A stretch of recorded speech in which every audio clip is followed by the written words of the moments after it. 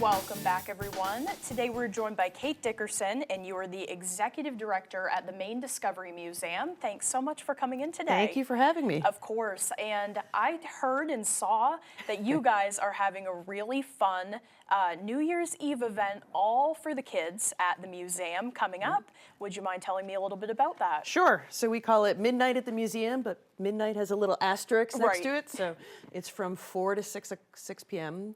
Tomorrow is New Year's Eve, right? It's been such a blur.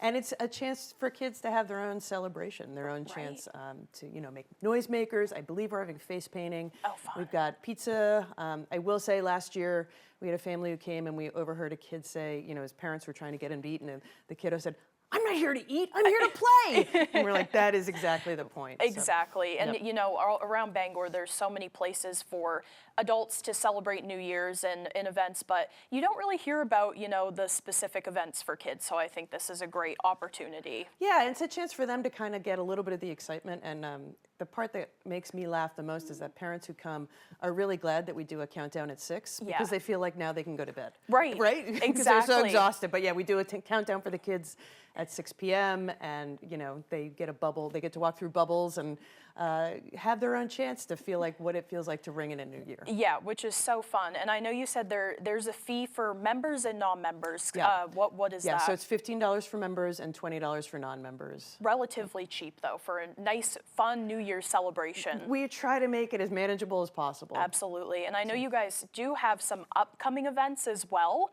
One in February, some in March. Can you tell me? I'm always interested in talking about that. So in February, we have Mixology at the museum, which is our largest fundraiser, and this year is our 25th year. So it's a really big year for us at the museum. We're really going to lean into being around for 25 years. Yeah. And then March is always the Maine Science Festival, which is our largest program, and all that information can be found on our website. Perfect. And for the mixologists, that's a chance for adults to come into the museum. Exactly. Yep. I was just telling you, I haven't been inside in it feels like years, so I'll definitely be attending that one. That's great. Yeah. So I'll give you a little preview. We do a different cocktail and mocktail on every floor. Yep. And then we have karaoke. We're going to do a scavenger hunt that we're hoping to involve some scientists in. So a chance to visit the museum, either curated with the scavenger hunt or otherwise. Well, all of this sounds very fun.